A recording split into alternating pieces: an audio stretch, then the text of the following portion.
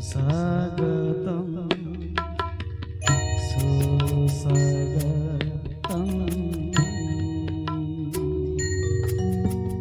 सुस्वागतम सुस्वागतम सुस्वागतम गुरुदेव सुस्वागतम सुस्वागतम सुस्वागतम गुरुदेव सुस्वागतम सुस्वागतम सुस्वागतम गुरुदेव।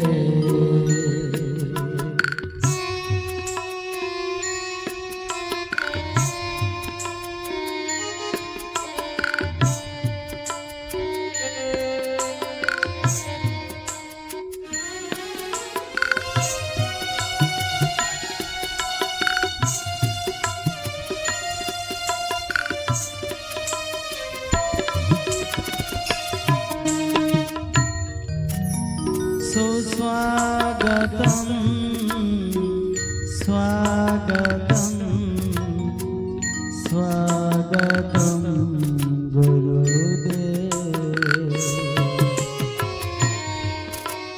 सुस्वागतम स्वागतम स्वागतम गुरुदेव स्वागतम सुस्वागतम सुस्वागतम गुरुदेव सुस्वागतम सुस्वागतम स्वागतम गुरुदेव सुस्वागतम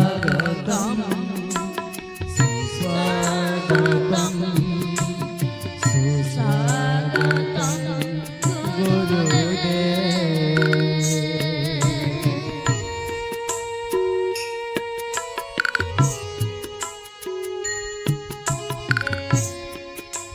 जय जय शांति हरि गुरुचाँद परमानंदे हरि ध्वनि बलमन हरि बल हरि बल।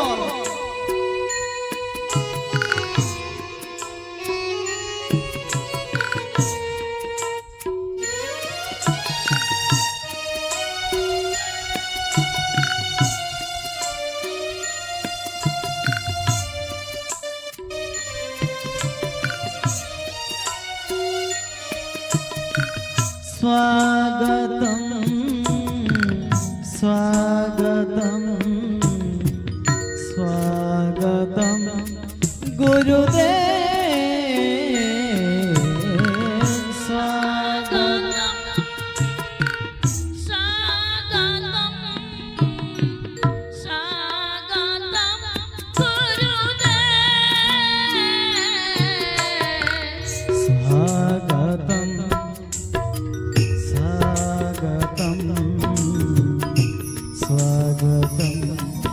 गुरुदेव स्वागतम स्वागतम गुरुदेव स्वागतम स्वागतम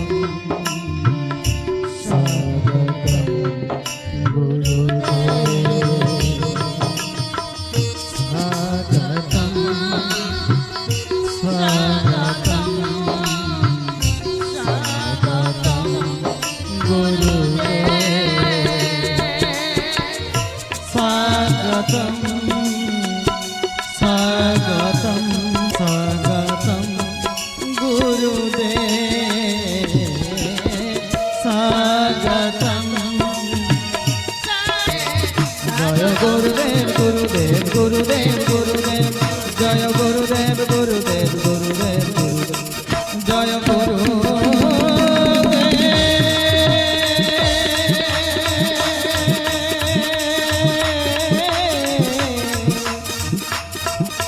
गुरु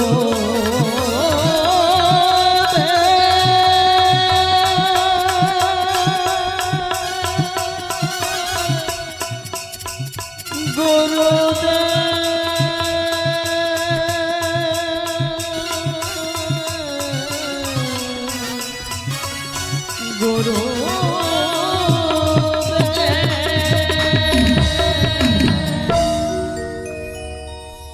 তুমি দর্শন দাও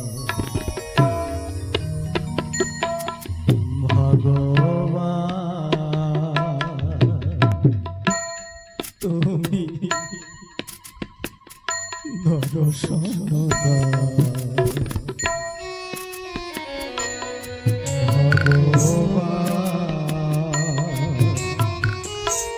তোমারি বিহনে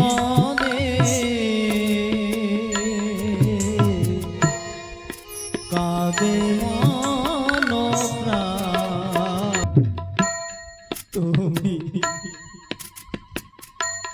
দর্শন দাও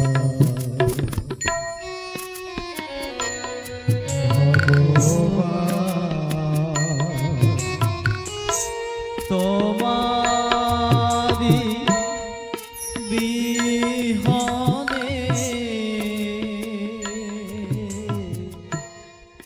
কাঁদে তারা জীবন ধারণ করে। এই মনকে শান্ত করতে গেলে গঙ্গাকে ধারণ করতে হবে। তাই শিবের মাথায় ওই জটার মধ্যে হলো গঙ্গা।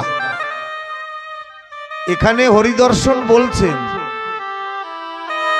লীলামৃত বলছেন, মুক্তি সাধনের জন্য মোর এ সাধনা নয়, অসংখ্য বন্ধনের মধ্যে সদানন্দময়। তাহলে সত্য যুগ থেকে যে সন্দেশ জীবের তরে শিব দিয়েছেন, আমার কলির শেষে হরিচাঁদ ঠাকুর এসে তাই আবার বিতরণ করলেন যে মুক্তি সাধনের জন্য এ সাধনা নয়, যে আমি এই যে মহোৎসব করছি, নামযজ্ঞ করছি, সুখসভা দিচ্ছি, এতে যে মুক্তি হবে এজন্য আমি এইগুলো করছি না। কেন করছি? অসংখ্য বন্ধনের মধ্যে আমি সদানন্দময়, আমি আনন্দে থাকব। এই সংসারী অসংখ্য বন্ধনের মধ্যেও আমি ওই গঙ্গারূপী শীতলতাকে রাখবো। আমি কখনো অহংকারে লিপ্ত হব না, আমি কারো ব্যবহারে ক্রোধিত হব না। তাই আমি গঙ্গাকে মাথায় রাখব। কারণ আমরা অমৃতস্য পুত্র, জীবগণ অমৃতের সন্তান। সদা আমরা আনন্দে থাকব। এই আনন্দে থাকতে থাকতে এই আনন্দ একদিন আমাদের মহানন্দর দেশে পৌঁছে নিয়ে যাবে।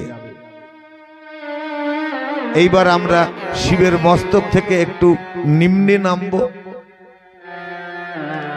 সেখানে রয়েছে কণ্ঠে বিষধর ফণিনী সাপ। শিবের তো আরো কত অঙ্গে জায়গা ছিল, সেখানেও তো সাপ রাখতে পারত, কণ্ঠে কেন রেখেছে সাপ?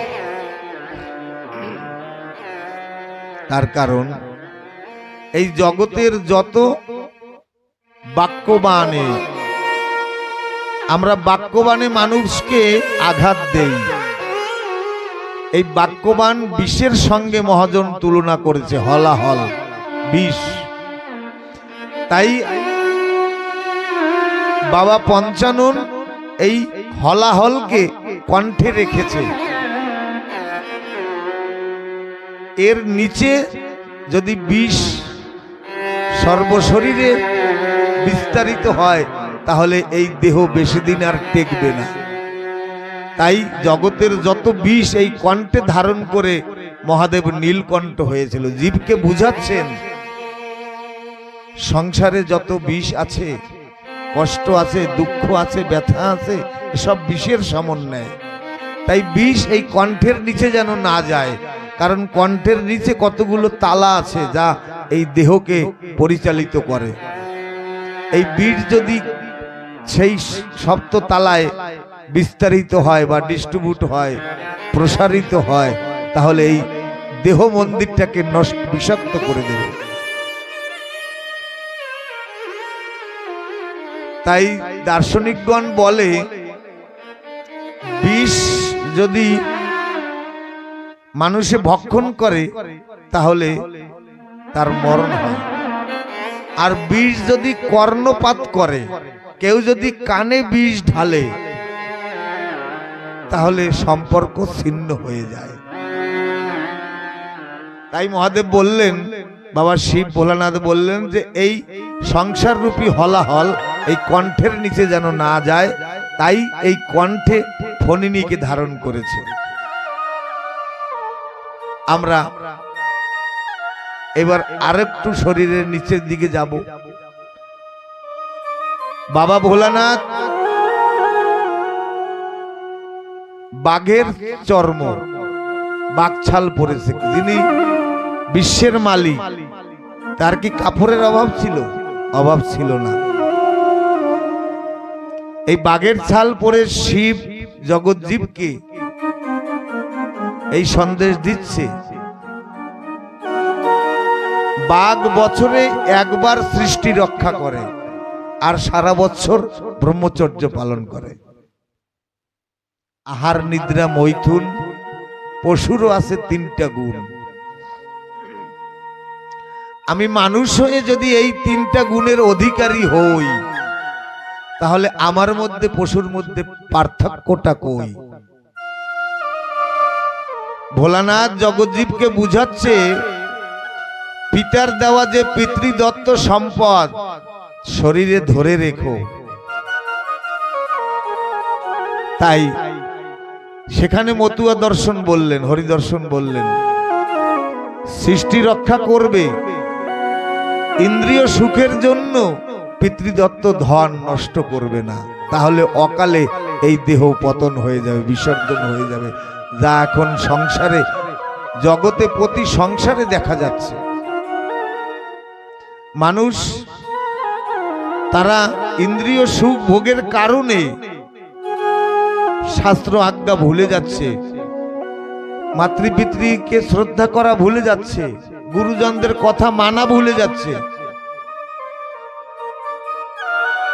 তাই শিব বুঝাচ্ছে জগৎবাসীকে যে যে বস্তু থাকলে, যে বস্তু পতনে, বিন্দু পতনে এত আনন্দ হয়, সেই বস্তু যদি ধরে রাখা যায় তাহলে কত আনন্দে জীব থাকতে পারে। কিন্তু আমরা বুঝি না, তাই অকালে পিতৃধন হারিয়ে ইন্দ্রিয় সুখ ভোগের কারণে বড় বড় রোগ ডেকে এনে মহাকালের কবলে আমরা জীবন বিসর্জন দেই। শিব বুঝাচ্ছে। তাই হরিদর্শন সেখানে বলছে, মাসে 1, বছরে 12, তার থেকে যত কমায়ে পারো। কোন ভক্ত, কোন সংসারী জীব যদি এই নীতি নিয়ম পালতে পারে, তার গৃহে লক্ষ্মী নারায়ণ, শিব পার্বতী, ব্রহ্মা সরস্বতী, সর্বদেবতা 33 কোটি দেবতা তার গৃহ থেকে, গৃহের চারপাশ থেকে তারা সদা সর্বদা তাকে ঘিরে রাখে।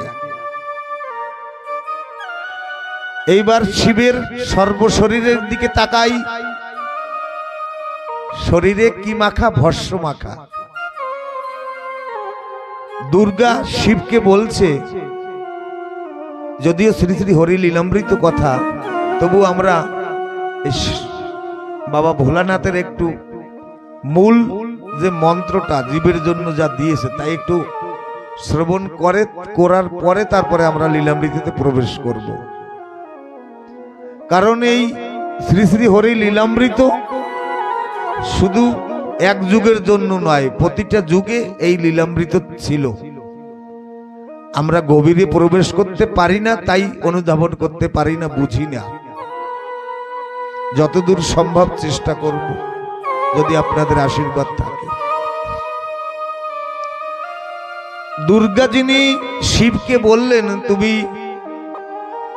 জগৎ সংসারের মালিক, দেবাদিদেব মহাদেব, তুমি সারা অঙ্গে এই ভস্য কেন লেপন করো? শিব বলছে, আমি জগৎজীবকে এই সংকেত, এই সন্দেশ দিতে চাই যে এখানে আমরা কেহ থাকতে আসি নাই। একদিন আমি আমার এই সুন্দর দেহ এই মান সম্মান, এই রূপের জৌলুস এক মুষ্টি চিতাভস্মে পরিণত হবে। তাই কোন কোন মহাজন বলছে, মরবে বলে মনে রেখো, বেশি দিন বাঁচবে দেখো। বেঁচে থাকাটাই আশ্চর্য, নেই কো কারো ব্রহ্মচার্য। তুমি একটুখানি রাখলে ধৈর্য, অকালে মরণ হতো না। মরণ কারো কথা শোনে না। আমি যদি জানতে পারি বা মনকে বুঝাতে পারি আমার একদিন যেতে হবে, তাহলে আমি অকারণ কারুর মনে ব্যথা দেব না। আমাকে শ্মশানে যখন অন্ত্যেষ্টিক্রিয়ার দ্বারা আমাকে পুড়িয়ে দেবে, তখন আমার ওই এক মুষ্টি চিতাভস্ম আমাকে প্রশ্ন করবে যে সামান্য এক মুষ্টি চিতাভস্মের জন্য তুমি সারা জীবন মানুষের মনে কত আগুন জ্বালিয়েছ। অবশেষে তো এক মুষ্টি ছাই হলে তুমি। এই ধন, এই দৌলত, এই বাড়িঘর, এই নারী, এই অহংকার, এই রূপ কিচ্ছু থাকবে না। শুধুমাত্র আমার পরিণাম অবশিষ্ট এক মুষ্টি চিতাভস্ম। তাই শিব সকলকে বুঝাচ্ছে যে যেতে হবে তোমার, ভুলে যেও না। এই জায়গাটার নাম হলো মর্তভূমি, এখানে মানুষ মরতে আসে। তাই আমি চিতাভস্ম সর্ব অঙ্গে লেপন করি। দুর্গা বললেন ভালো কথা, চিতাভস্ম লেপন করো। তাহলে কত সুন্দর সুন্দর পুষ্প প্রস্ফুটিত হয়। তুমি ওই ধুতরার ফুল কেন কানে নাও? শিব বলল, জগতে কেউ যখন কাউকে গ্রহণ করে না, সবাই অবজ্ঞা করে, পদদলিত, নিষ্পেষিত, নির্যাতিত অবস্থায় রাখে, আমি তাকে গ্রহণ করি। কারণ এই ধুতরা ফুল কোনো দেবদেবীর পূজায় লাগে না।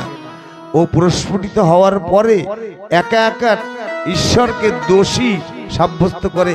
হে বিশ্বের বিধাতা, আমাকে তুমি সৃষ্টি করেছো, আমার কি তোমার পূজার অধিকার নাই? তোমার পূজার অধিকারই যদি না পাই, তোমার চরণে যদি সুসজ্জিত না হতে পারি, তাহলে আমাকে কেন সৃষ্টি করলে? যখন ঠাকুরকে, ভগবানকে দোষ দেয়, তখন ঠাকুর আর সইতে পারে না। তখন ওই ফুল নিজে কানে নিয়ে জীবকে শিখায়, যাকে সকলে অবজ্ঞা করে আমি তাকে গ্রহণ করি। জীব সমুদায়কে স্বয়ং ভোলানাথ শিখাচ্ছে, যাকে কেউ ভালোবাসে না তাকে তুমি ভালোবাসো, কারণ জীব শ্রেষ্ঠ। তাই মহাজন বলে, যত্র জীব তত্র শিব। এইভাবে শিবের এই নীতি নিয়মগুলো যদি অনুধাবন করা যায়, তখন এই জীবের মধ্যে শিব উদয় হয়। এবারে আমরা যাই শিবের ডান হাতে। শিবের ডান হাতে একটা ত্রিশূল থাকে, একটা অস্ত্র। এই ত্রিশূলের তিনটা কাঁটা আছে। এই কাঁটা তিনটার তাৎপর্য, জীবের জন্য কি সন্দেশ দিয়ে গেলেন? এই ত্রিশূলটা একটা অস্ত্র স্বরূপ, একটা অঙ্কুশ। যেমন মদে মত্ত হস্তি নগর থেকে যখন চলে, ওই হস্তির একজন মাহুত থাকে, একজন পাইলট থাকে, ওর হাতে একটা অঙ্কুশ থাকে। যখন পথভ্রষ্ট হতে যায়, তখন ওই মাহুত ওই অঙ্কুশটা দিয়ে হাতিকে সুপথে পরিচালিত করে। এই ত্রিশূলটা হলো জীবের একটা অঙ্কুশ। প্রেম, পবিত্রতা, সত্যতা। ত্রিশূলের যে তিনটা কাঁটা, সত্য, প্রেম, পবিত্রতা। আমি মানব জীবনে, সংসারে এই তিনটা বস্তুকে আমি সঠিক রাখবো, সত্য সত্যকে বজায় রাখবো, প্রেম সদা সর্বদা থাকবে, পবিত্রতা থাকবে। যখন যখন আমি ভুল পথে পথভ্রষ্ট হয়ে যাব, তখন এই তিনটা বস্তু আমাকে অঙ্কুশের ন্যায় আমাকে ফিরিয়ে আনবে ওই মদে মত্ত হস্তির মতন। আমি যার গর্ভে 10 মাস 10 দিন ছিলাম এবং 25টা বছর আমাকে মমতা দিয়ে, আঁচলের ছায়া দিয়ে আমাকে মানুষ করেছে, আমাকে তার মুখের হাসি দিয়ে আমি হাসি পেয়েছি, তার মুখের ভাষা পেয়েছি, তার মমতা পেয়েছি। আমি সেই মাকে, মাও একজন নারী, বড় গর্ব করে আমার সুখের তরে, আমার বংশ রক্ষা করার তরে, পিতৃঋণ শোধিবার তরে আমাকে একটা নব দাম্পত্যে আমাকে প্রবেশ করালো, একটা নববধূ নিয়ে এলো ঘরে বড় আদর করে। আমি এই 25 বছর যে মা আমাকে মমতা দিয়ে, মমতার ছায়া দিয়ে আমাকে রেখেছে, আমি অন্য একটা নারীর কবলে পড়ে তার মোহে মুগ্ধ হয়ে আমি ওই 25 বছর যে মা আমাকে মায়া মমতা দিয়ে ঢেকে রেখেছিল, আমি তাকে গালমন্দ করি। এই যাতে না হয়, যার কারণে ভোলানাথ ওই ত্রিশূলটা হাতে রেখেছে, যে যখন যখন আমি পথভ্রষ্ট হয়ে যাব, তখন ওই সত্য, প্রেম, পবিত্রতা, ওই অঙ্কুশ দিয়ে আমি নিজে বিবেকের দ্বারা আমাকে নিজেকে সুপথে পরিচালিত করব। এহেন অসংখ্য নিদর্শন আছে। এই সংসার সবাই আমরা কারাগার বলি, কারাগার মানে জেলখানা, কিন্তু অন্যদিকে সংসার কার আগার, এইখানে কে কে থাকে আমরা সঠিকভাবে জানি না। এই সংসারের শান্তি কোথায় কোথায় বিরাজ করে, তাই আমরা শান্তি খুঁজি নগরে, বন্দরে, বাজারে, তীর্থে, কোথাও শান্তি পাওয়া যায় না। শান্তি তো ঘরে লুকানো রয়েছে, ঘরের মধ্যে কে কে বিরাজ করছে তাই জানি না বই, বিধায় আমরা শান্তি খুঁজে বেড়াই নগরে নগরে। প্রকৃত শান্তি তো ঘরে রয়েছে, যেখানে ভগবান থাকেন সেখানে ভক্ত অবস্থান করেন, সেখানে শ্রী অর্থাৎ সৌন্দর্য, শ্রী কথার তাৎপর্য হলো সৌন্দর্য। এই সৌন্দর্যের আগমন ঘটে এবং মানুষের জীবনে পরাজয় এটি কাঙ্ক্ষিত নয়, বিজয় মানুষের জীবনে কাঙ্ক্ষিত। মানুষের সবসময় জয়ী হতে চায়, জিততে চায়, জীবনের প্রতিটি ক্ষেত্রে জয় চায়, বিজয় হতে চায়। যেখানে ভক্ত, যেখানে ভক্তি, যেখানে ভগবান, সেখানে প্রকৃত বিজয় আছে।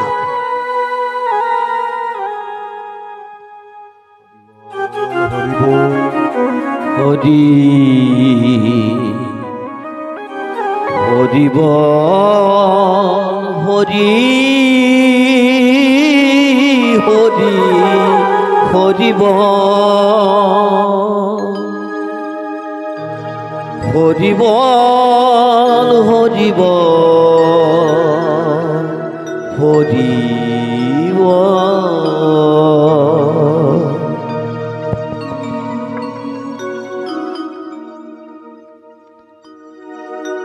জীব শুধু প্রতিটি ক্ষেত্রে জয় হোক তাই চায়, কিন্তু যেখানে শান্তি আছে, বিজয় আছে, সেখানে ভগবান থাকে। আর ভূতি ধ্রুবা নীতি, যেখানে নীতি থাকে, ধর্ম থাকে, সেখানে বিভূতি প্রকাশ হয়, মঙ্গলময় হয়।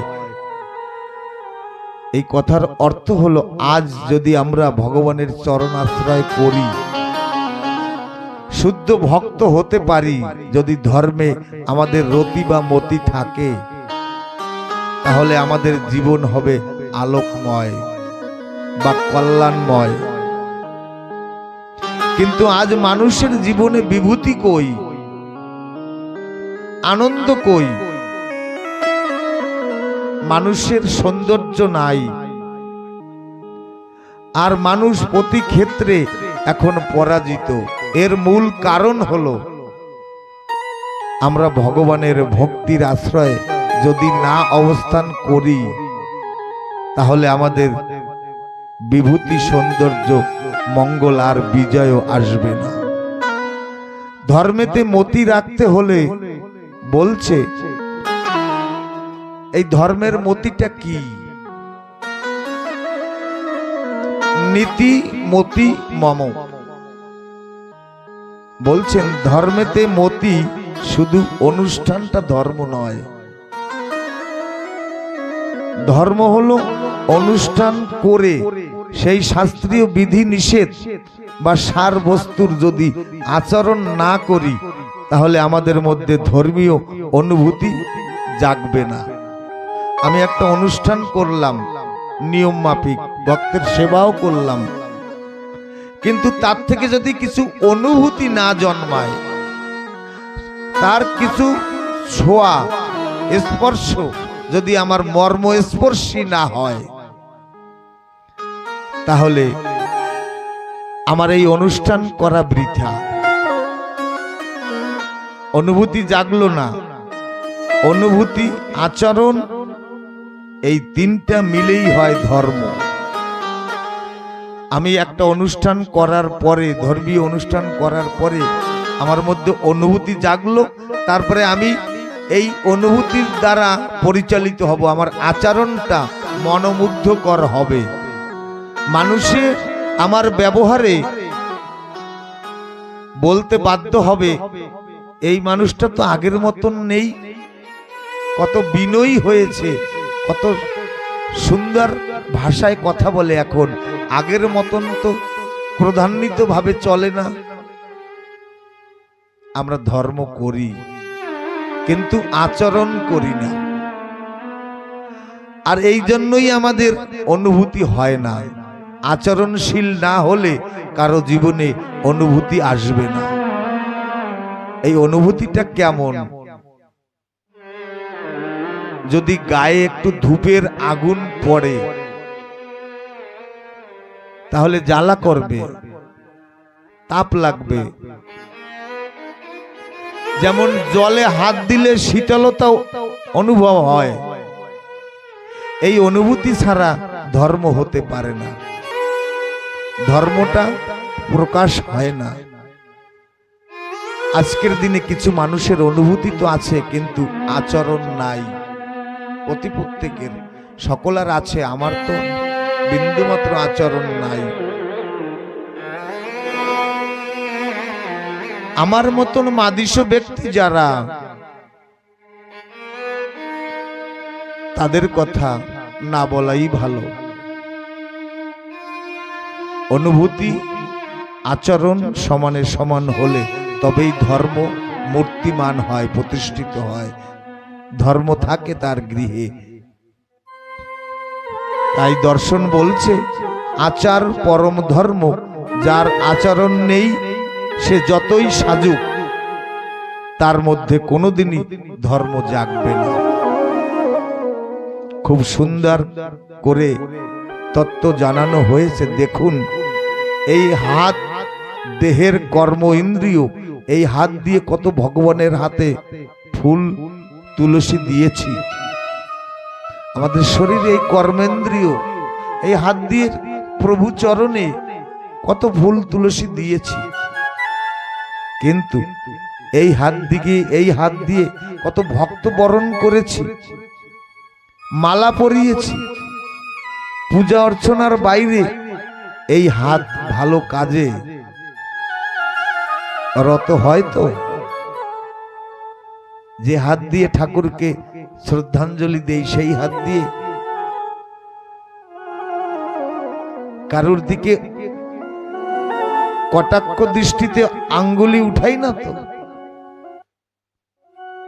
আমি যদি প্রকৃত ধার্মিক, প্রকৃত ধর্ম আমার মধ্যে প্রতিষ্ঠিত হয়, তাহলে এই হাত দিয়ে আমি কাউকে কখনো আঘাত করব না। যে হাত একবার ঠাকুর চরণ স্পর্শের জন্য উঠেছে, সেই হাত দিয়ে আমি কাউকে জীবনে কখনো আঘাত করব না। তাহলে প্রকৃত অনুষ্ঠান করা সার্থক হবে।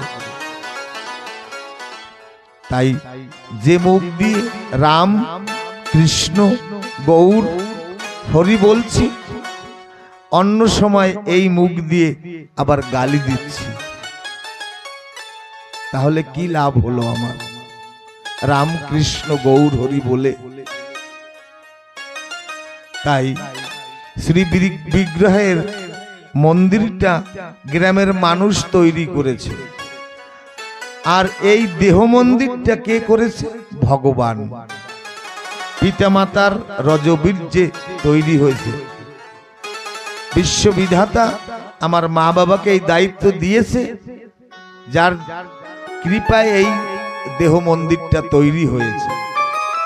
এই দেহ মন্দিরের মধ্যে আত্মারূপে ভগবান বিরাজ করছে।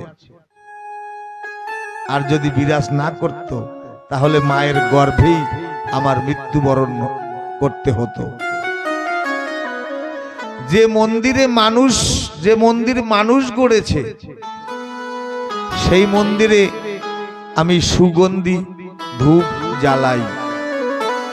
আর যে মন্দির বিধাতা গড়েছে, সেই মন্দিরে সকলে আমরা যত সব কুখাদ্য, কুদ্রব্য, তাই আমরা প্রবেশ করাই। তাহলে এই দেহ দিয়ে কি করে সাধন ভজন হবে? এই দেহ দিয়ে কি করে ইষ্টের ভালোবাসা হবে? তাই এই বানানো মন্দির যতদিনে সাধুগুরু বৈষ্ণবের কৃপা দিয়ে পরিষ্কার পবিত্র না করতে পারবো, ততদিন এই মন্দিরের মধ্যে কোনো ভগবান বিরাজিত হবে না। এ শুধু সময় নষ্ট, আর ভবপারে গিয়ে কষ্ট পেতে হবে। তাই ঠাকুর বললেন, কোন ধনে তুষ্ট নহে প্রভু জনার্দন, হরি শুধু চাহে তার ভক্তের মন। ভক্তি সূত্রে মনপুষ্পে গাথ প্রেমহার, অশ্রুর চন্দন দাও তাহার উপর। চোখের জল দিয়ে, অনুরাগ তুলসী পত্র দিয়ে, ভক্তি চন্দন দিয়ে যদি ঠাকুরের চরণে দেওয়া যায়, করজোরে করপূর্ণ আপন অঞ্জলি, রাখো অর্ঘ্য পদে তার হরি হরি বলি। বলছে ঠাকুর, করজোরে এই মনের আবেগ, এই ভালোবাসা, অনুরাগ, ওই বাইরের তুলসী নয়, মন তুলসী, নয়ন জল অঞ্জলি ভরে যদি ঠাকুরকে দেওয়া যায়, বলছে রাখো অর্ঘ্য পদে তার হরি হরি বলি। ঠাকুর অন্য কোনো বস্তু চায় না, ভালো 56 প্রকার ব্যঞ্জন চায় না। তাতে তুষ্ট জগদিষ্ট হইবে নিশ্চয়, দিনের নৈষ্ঠিক পূজা অন্য কিছু নয়। আমরা দিনহীন কাঙাল। এই জগন্নাথ দেবের একজন ভক্তা মা ছিলেন পুরীতে। ওনার বাড়িতে একটা গাভী ছিলেন।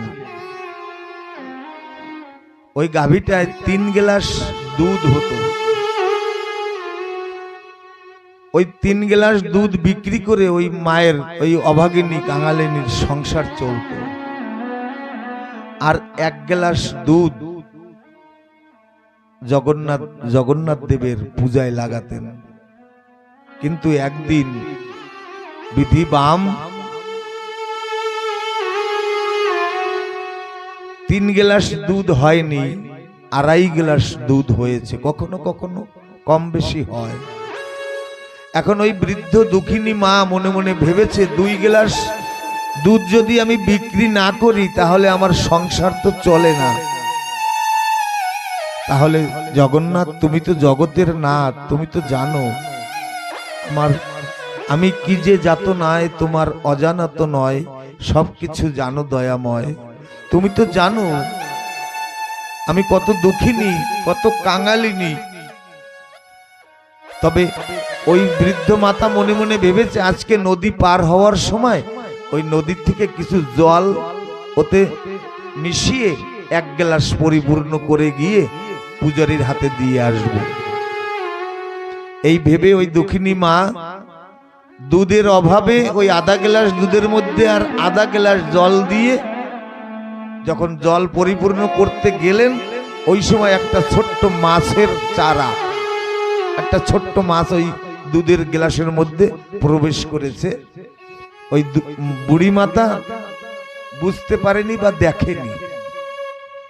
ওই দুধটা নিয়ে যখন মন্দিরের পূজারীর কাছে দিয়েছে তখন দেখে ওই দুধের মধ্যে একটা মাছ। তখন ওই পূজারী ওই বুড়ি মাতাকে গালমন্দ করে বলছে, তুই প্রভুর প্রসাদের তরে দুধ নিয়ে আসিস প্রতিদিন ভালো, কিন্তু আজকে এই দুধের মধ্যে একটা মাছ দিয়ে নিয়ে এসেছিস। এই বলে ওই দুধটা ফেলে দিয়ে বুড়িকে বলল, আর কোনোদিন এই মন্দিরে তুমি জগন্নাথ দেবের জন্য প্রসাদী নিয়ে আসবে না।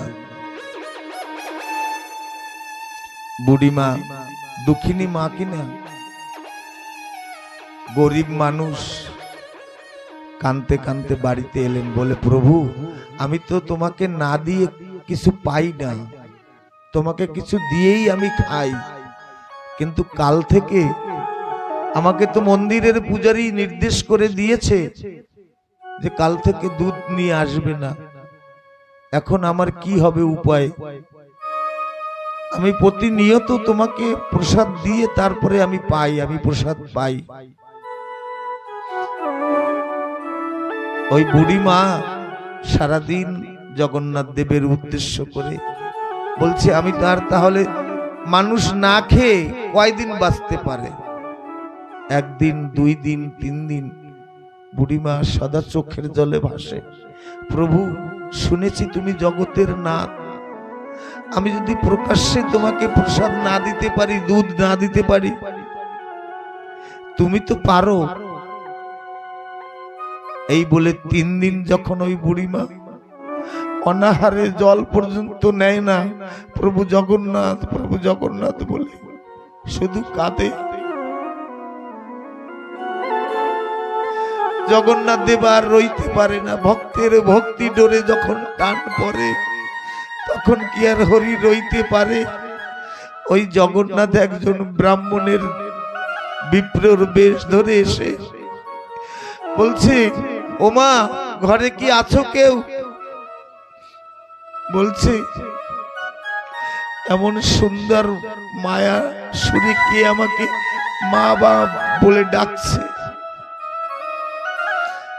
ওই বুড়িমার সন্তান সন্ততি ছিল না, বলছে মা ডাক শুনলে যে কত ভালো হয়, না জানি কি কর্ম খারাপ করে এসেছি আমি, মা ডাক শুনতে পারিনি, তবে কে এমন মধুর সুরে আমাকে মা মা বলে ডাকছে?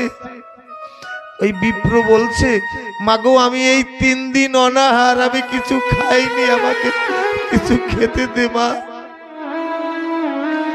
বুড়িমা বলছে, আমি যে কিছু খেতে দেব, কি দিব? কিছু তো নাই আমার ঘরে। আমি ওই 1/2 গ্লাস দুধ রেখেছিলাম,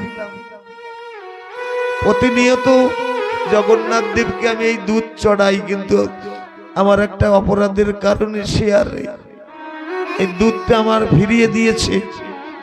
তুমি যদি কিছু মনে না করো, এই দুধটা তুমি পেতে পারো। ওই বিপ্র বলল, মা তাই দাও। আমার ভগবান ভক্তিতে বাধা, ভক্তের বাধ্য ভবারাধ্য। ওই বিপ্র ওই দুধটা পান করলো, বলছে, মা খুব তৃপ্তি পেয়েছি, আমার তুমি যদি অনুমতি করো আজকের রাতটা আমাকে এইখানে থাকতে দেবে। ওই দুঃখিনী মা বলছে, আমি বড় অভাগিনী কাঙালিনী, আমি যে তোমাকে অতিথি হিসাবে রাখবো, আমার ঘরে তো একখান ছেঁড়া কাঁথাও নাই, একখান মাত্র ছেঁড়া কাঁথা আছে। বুড়িমা বলছে, জীবনে তো আমি কোনোদিন অতিথি সেবা করিনি, শুনেছি অতিথি নাকি নারায়ণ। তাহলে তুমি যখন এসেছো আমার এই আশাটা তো পূর্ণ হবে, তাহলে আজকে রাতটা তুমি এখানে থেকে যাও। যা কিছু জোগাড় করেছে ওই বিপ্রকে সেবা দিয়েছে, সেবা দিয়ে বুড়িমা মনে মনে ভাবছে, আমি না হয় এক রাত্র বিনা কাথাই থাকবো, এই সেরা কাথা খান এই বিপ্রকে দেই, ব্রাহ্মণকে দেই। এই ভেবে চোখের জল ছেড়ে দিয়ে বলছে, ঠাকুর এত গরিব কেন তুমি আমাকে করেছো, আমি একটু ভক্ত সেবা করব সেই শক্তিও তুমি আমাকে দাওনি। এইভাবে বলে ওই সেরা কাথা খান ওই বিপ্রের গায়ের উপরে দিয়ে সারা রাত্র বুড়িমা জেগে রয়েছে। ব্রহ্ম মুহূর্তে ওই বুড়িমা ক্লান্ত শরীর, ঘুম এসে গেছে, বুড়িমা ঘুমিয়ে পড়েছে। ঘুমিয়ে পড়লে ওই বিপ্র ওই বুড়িমার গায়ে একখানা সুন্দর শাল দিয়ে ঢেকে রেখে বিপ্র ওই সেরা কাঁথা খান নিয়ে ব্রহ্ম মুহূর্তে পলায়ন করেছে। পলায়ন করলে সকালবেলা উঠে দেখে বুড়িমা, দেখে যে সেই ব্রাহ্মণ আর নেই, অতিথি ব্রাহ্মণ নেই। বুড়িমা মনে মনে ভাবছে, ভালো কথা, তুই আমার এই ছেঁড়া কাঁথা খান নিয়ে চলে গেলি, আমি যে আর একখানা কাঁথা তৈরি করব তেমন তো পরিধানের কাপড় নেই আমার কাছে, আমি একখান কাপড় দুই ভাগ করে আমার এই দেহ ঢাকি। এই বলতে বলতে দেখে নিজের অঙ্গে সুন্দর একখানা শাল। ওই শালখানা দেখে বুড়িমা চিনতে পেরেছে যে প্রতিনিয়ত আমি জগন্নাথ দেবের মন্দিরে যাই দুধ দিতে, আমি দেখি পান্ডারা পূজারীরা প্রভুর অঙ্গে এই শাল প্রভুকে পরায়, তাহলে এই শাল আমার গায়ে কি করে এলো? বুড়িমা ভয়ে কাঁপছে, যদি রাজা জানতে পারে তাহলে তো আমাকে গর্দান দেবে। ওই বুড়িমা ওই শালটা নিয়ে রাজা রুদ্র প্রতাপের কাছে গিয়ে বলছে, রাজা মশাই, আমি এই মহাপ্রভুর শাল আমি চুরি করিনি। রাজা মশাই বিষয়টা জানার পরে মন্দিরে গেলেন, পূজারীকে জিজ্ঞাসা করলেন যে জগন্নাথ দেবের এই শাল এই বুড়িমার কাছে কি করে গেল? পূজারী বলছে, না, আমি তো রাত্রেই প্রভুকে অঙ্গে ধারণ করে দিয়েছি এই শালখানা। তাহলে মূল মন্দিরের দরজা খুলে দেখি, দরজা খুলে দেখে জগন্নাথ দেবের গায়ে ওই বুড়িমার সেরা কাঁথা গায়ে দেওয়া রয়েছে, আর জগন্নাথ দেব নিজের দেহের শালখানা বুড়িমাকে দিয়ে এসেছে। ওই রাজা রুদ্র প্রতাপ আর ওই মন্দিরের পূজারী বুড়িমাকে গিয়ে চরণ ধরে বলছে, মাগো, জীবনে কত ধন পেয়েছি, কত মান পেয়েছি, কিন্তু তোমার কাছে যে প্রেম ভক্তি, এই ভক্তি অর্জন করতে পারিনি। যার ভক্তিতে বাধা পড়ে জগন্নাথ দেব নিজে গিয়ে নিজের শরীরের বস্ত্র তাকে দান করে এসেছে, মাগো একটু ভক্তি, ওই ভক্তি আমাকে দাও। রাজা রুদ্র প্রতাপ ওই বুড়িমার চরণ ধরে ওই অকামনা প্রেম ভক্তি চাইল। তাই আমার হরিচাঁদ ঠাকুর এই অকামনা প্রেম ভক্তি নিয়ে এসেছিল জগতে। বলছে আমরা কাঙাল জাতি, অন্য কিছু নাই জানি। বলছে ঠাকুর আমরা তো কাঙাল, কত লোকে পোজে তোমায় শ্রদ্ধা অর্ঘ্য দিয়া, আমি যে কিছু দিব ঠাকুর তোমাকে এমন কিচ্ছু নাই, শুধু চোখের জল আছে, তুমি এই চোখের জল নাও ঠাকুর।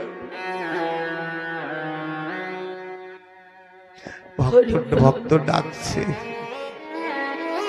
ঠাকুর তোমাকে ডেকে এনে এমন বসার জায়গা দিব ওই দুঃখিনী মায়ের মতন, তেমন কিছু নাই, কিন্তু একটা জায়গা আছে, সে জায়গাটা হলো আমার এই হৃদয় মন্দির।